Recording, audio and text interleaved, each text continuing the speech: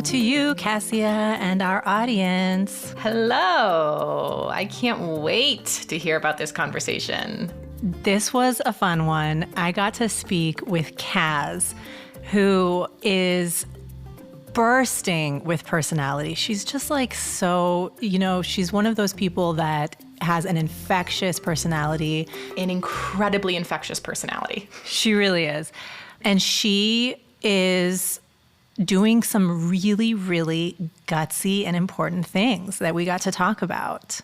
And Kaz, who started her career as a singer and a rapper and was doing amazing things there, and she was very successful there, kind of pivoted away from that and has done a lot in digital media and today is the host of one of the most successful podcasts in Kenya called The Spread, which is a sex-positive podcast focused on providing really a straightforward, comprehensive sexuality and consent education for a population that don't have the resources for that anywhere. This is really about sex positivity, freedom, and authenticity in a country that does not exactly have an open dialogue about these issues.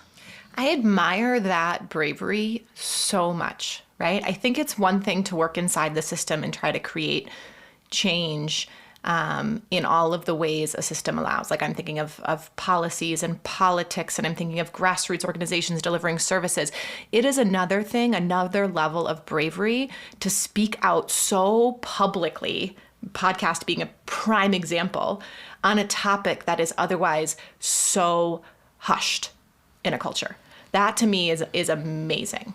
Yeah, and brave is really the word for Kaz because she is a queer woman in a country where being queer is actually illegal.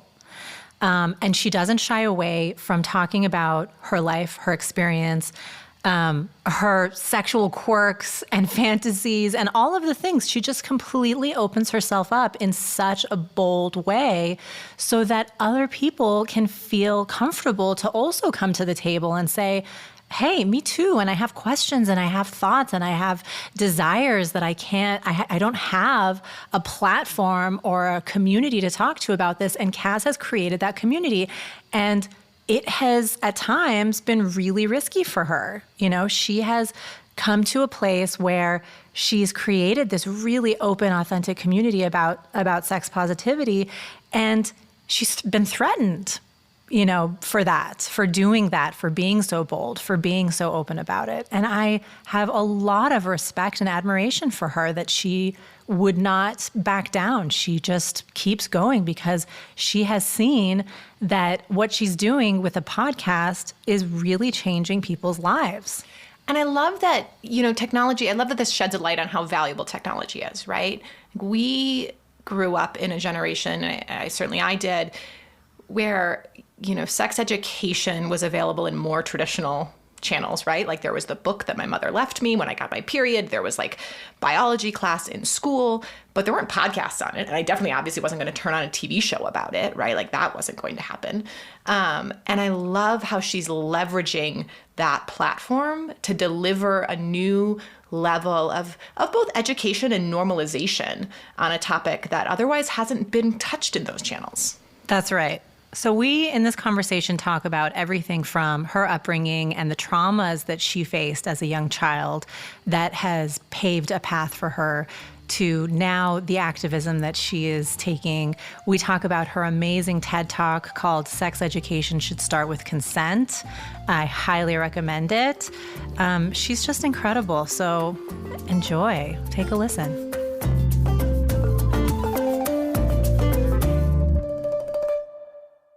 Hi, Kaz. Hi. Thank you so much for joining me. I've been really looking forward to this conversation for a while. Thank you so much for having me. Absolutely. And you're based in Kenya right now, is that right?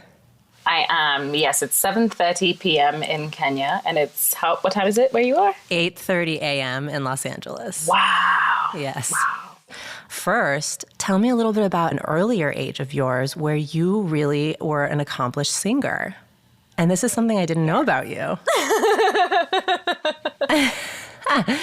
You won the Kora Award for the most promising female artist in Africa in 2006, and you were dubbed the Kenyan Queen of Soul. Yes, that was an old life. It was an old life. You're not doing that anymore, I know. But tell me a little bit about how you got into that and how old were you around that time? I started music. I always knew that I wanted to be a singer. Singing was supposed to be the thing that was supposed to be like the thing that I was going to do for the rest of my life, right? And so I got into music as a rapper when I was 14 years old. I won a competition. I don't know if you remember Coolio, the rapper. He's an old time rapper. I remember so well. So he came to Kenya and he had 2 concerts, like 2 days, a Friday night concert and a Saturday day concert. And the Friday night concert, I went for it because I had tickets. My uncle used to work at a radio station, so I got free tickets to go for the Friday night concert. And while I was at his concert, he had a rapping competition.